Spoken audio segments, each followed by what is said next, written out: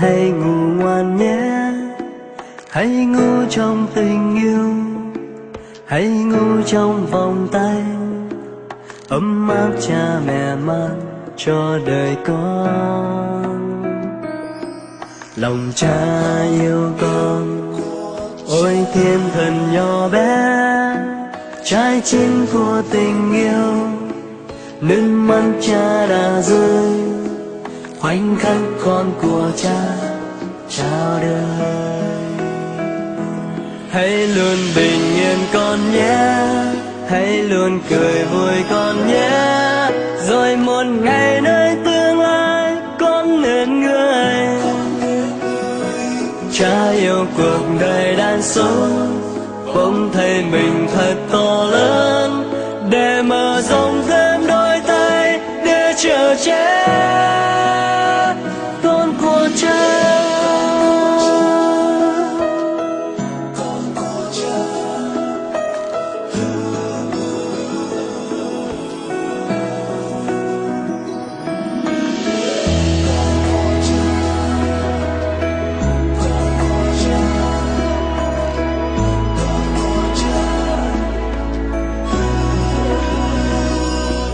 Này con yêu ơi, con hãy ngủ ngoan nhé, hãy ngủ trong tình yêu, hãy ngủ trong vòng tay ấm áp cha mẹ mang cho đời con.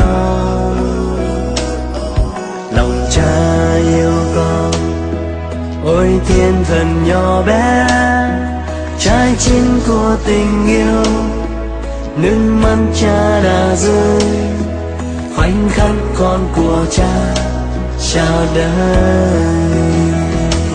Hãy luôn bình yên con nhé, hãy luôn cười vui con nhé, rồi một ngày nơi tương lai con nên người.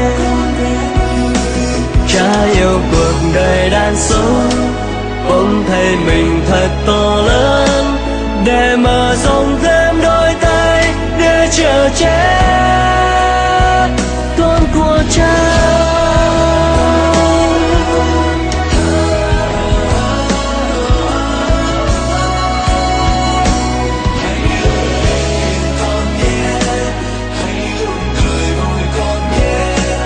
Rồi một ngày nơi tương lai con nên người.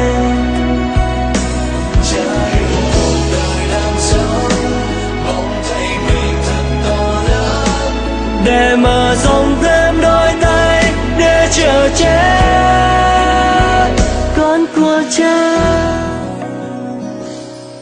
Này con yêu ơi, con hãy ngủ ngoan nhé, dẫu tháng năm rồi trôi, đến lúc cha rời xa, vẫn nắm trong ngực cha một tình yêu.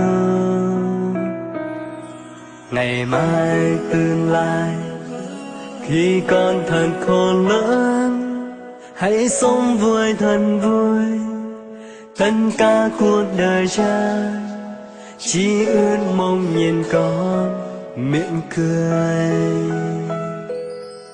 Ngày mai tương lai, khi con thật khôn lớn, hãy sống vui thật vui, tất cả cuộc đời cha chỉ ước mong nhìn con thành người.